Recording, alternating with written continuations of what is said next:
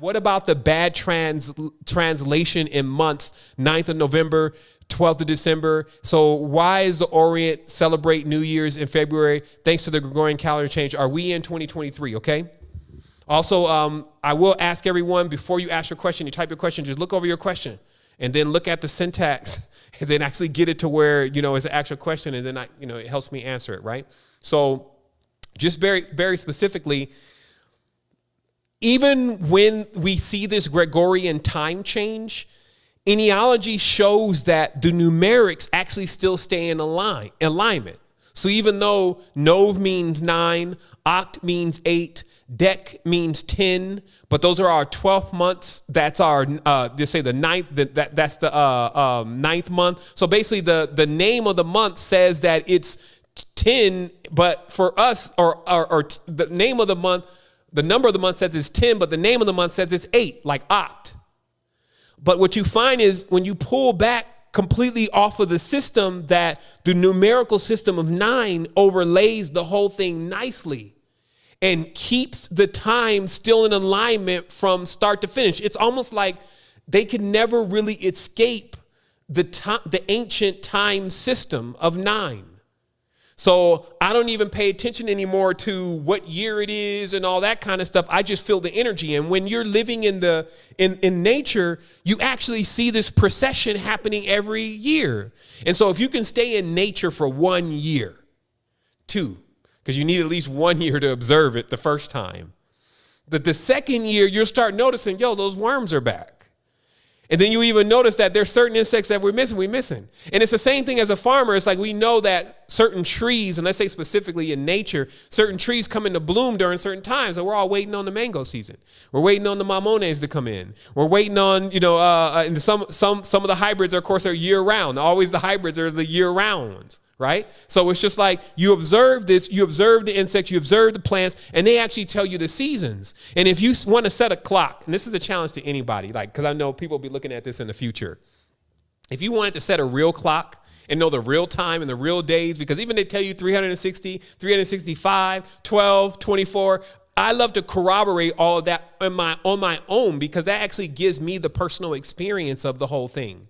And so what I would challenge someone to do is actually make a natural clock themselves of nature. A natural clock in nature, of nature, saying, okay, this is the time that this particular species came out, day 1, or try to catch that week frame. This is when this came into exist. This came into nourishing again. And then when next year comes around, see if it actually falls on that same date. See the difference in those dates. What number are you talking about? Are you talking about 360? Are you talking about 365? So that way, or 294. So you can create your own clock. Also remember that when you own land, after you stake the 4 corners of the land, like the boundaries of the land, so that you can see where the anchoring is of the land, then you try to place some type of device that actually can track space and time so that you can dial in space time. The one that I've been seeing now that's pretty simple is on Thingiverse.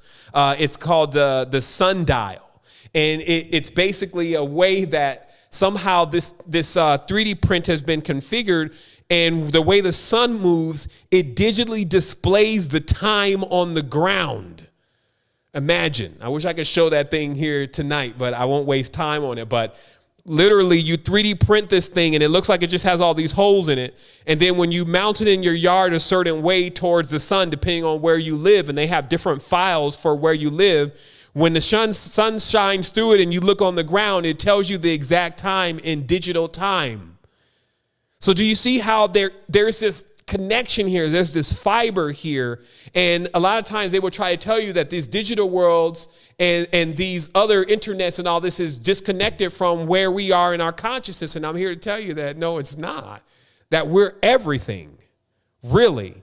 And many of the things that we don't know that we are is being exploited. And we need to wake up to that, because our energy or our aether is being used in somewhat of a combustion system. That's why it's always about who we don't like, and always about, let's fight this person or fight this race or fight this. And that's just because we're like combustors in here. We're basically acting like God's footstool or God's chariot, where he drives around using the energy of our combustion, or it drives around using the energy of our conflict. And when you choose to not participate in that type of stuff anymore, you find that your spine starts charging up like a thermometer, like the actual degrees of your spine, which is Kundalini, starts to go up, and that you start to become divinely inspired because you now have the fuel to power your chakra systems, which is your planets in your own universe, or as we call it, the innerverse.